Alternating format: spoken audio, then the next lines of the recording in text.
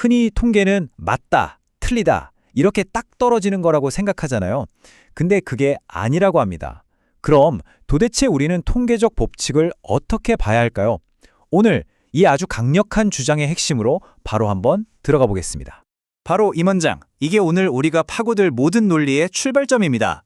통계는 흑백이 아니라는 거죠. 아주 미묘한 차이와 가능성의 세계라는 겁니다.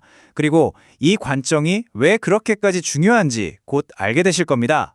자, 앞으로 이 5단계를 따라서 하나의 거대한 논증을 완성해 볼 건데요.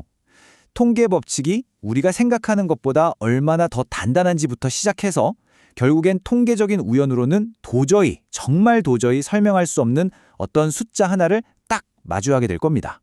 자, 첫 번째 핵심입니다. 많은 분들이 이렇게 생각해요. 통계 법칙의 가정이 조금이라도 틀리면 그 법칙은 그냥 쓸모 없어지는 거 아니야? 하지만요, 이건 통계의 본질을 완전히 잘못 알고 있는 겁니다. 여기 보세요. 왼쪽은 논리고 오른쪽은 통계입니다. 논리는요, 카드 하나만 빼도 와르르 무너지지만 통계라는 기둥은 좀 금이 가도 버팁니다. 바로 이게 핵심 차이예요. 논리는 참 아니면 거짓, 딱 둘 중 하나지만 통계는 얼마나 어느 정도인지를 보거든요. 그래서 가정이 완벽하지 않다고 해서 그렇게 쉽게 무너지지 않는다는 거죠. 그러니까 사회과학에서 말하는 가설들은요, 본질적으로 다 통계적 가설이에요. A이면 무조건 B이다, 이게 아니고요. A이면 B일 가능성이 높아진다, 바로 이겁니다. 따라서 대수의 법칙이 틀렸다고 주장하려면 가정이 어느 정도로 깨졌고 그래서 법칙이 어느 정도까지 안 맞는지를 숫자로 보여줘야 해요. 그냥 가정이 안 맞으니까 법칙도 틀렸어, 이건 통계학에 대한 모독이나 다름없습니다. 자, 이제 이 논쟁에서 가장 황당하다고 할 수 있는 주장으로 넘어가 보겠습니다. 바로 인간의 의지가 통계 법칙을 그냥 없애버린다는 주장인데요. 이게 왜 말이 안 되는지 한번 보시죠.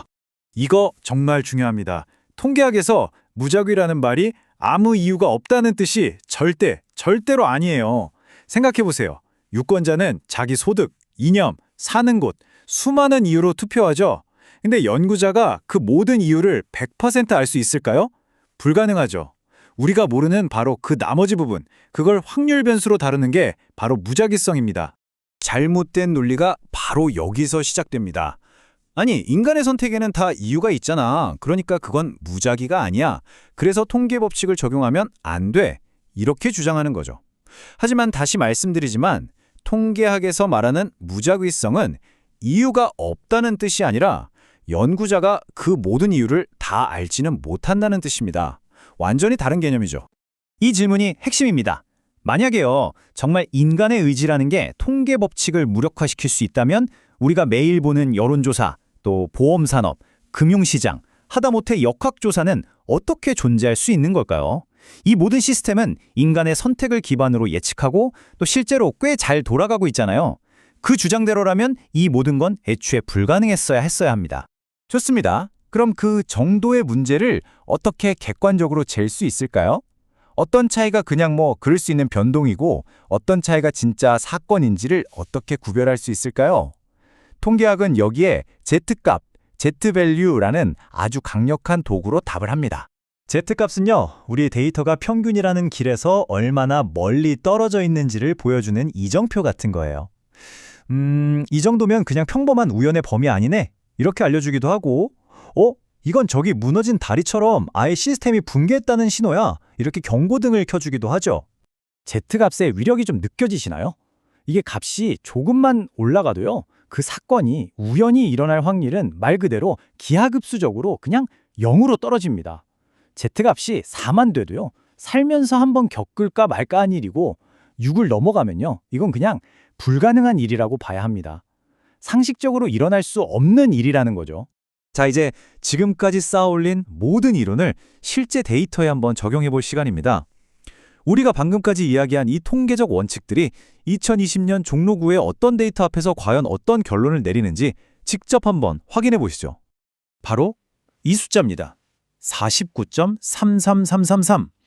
우리가 방금 전에 Z값이 6만 넘어가도 사실상 불가능한 일이라고 했잖아요. 그런데 49라니요. 이건 대체 뭘 의미하는 걸까요? Z값 49는 그냥 추상적인 숫자가 아닙니다. 이걸 현실 세계의 득표율로 바꿔보면요, 불과 닷새 차이로 투표한 두 집단이 있단 말이죠. 근데 그 두 집단의 특정 후보 지지율이 무려 40%포인트나 차이가 났다는 뜻입니다. 이건 통계적인 편차 수준이 아니에요. 이건 그냥 완전히 다른 두 개의 집단이 투표했다고 밖에 볼 수 없는 결과입니다. 이 비유가 지금 이 상황이 통계적으로 얼마나 말이 안 되는지를 가장 잘 보여줍니다. 생각해보세요.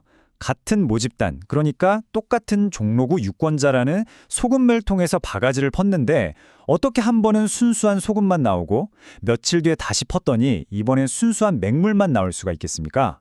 이건 자연적으로는 일어날 수 없는 일이죠. 이제 결론을 내릴 시간입니다. 이 숫자 49.33333을 본 이상 이건 더 이상 통계적 오차니 확률이니 하는 논쟁일 수가 없습니다. 논쟁의 차원이 달라지는 거죠. 어떤 사람들은 이렇게 말합니다.